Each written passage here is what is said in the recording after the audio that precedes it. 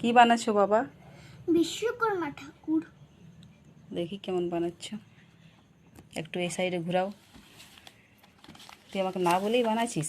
হ্যাঁ রে, হ্যাঁ, দারুণ হয়েছে, করো করো। হেভি হয়েছে, হেভি।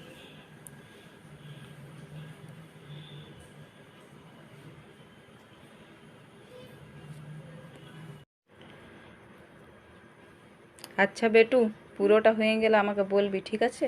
আমি একটা ফটো তুলে আর পোস্ট করব। হুম। মা আমি ছবিটা কমপ্লিট করলি তারপর পড়তে বসবো। ঠিক আছে। কত মেহনত করছি বেটা।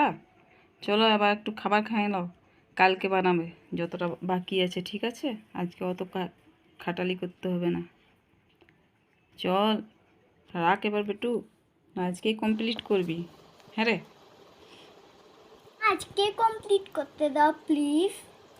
ঠিক আছে, তাড়াতাড়ি করো, একটু পড়তে বসবি, ঠিক আছে? জলদি করো, আমি রান্নাটা হয়ে গেছে আমার, জলদি করে চলো। ঠিক আছে। কমপ্লিট তো হয়েই গেছে রে, একটু বাকি আছে না, করো পুরাটা করে নাও, তারপরে দেখা একটু কেমন হয়েছে। আজকে আমার ক্যামেরাটা ভালো আসছে না রে।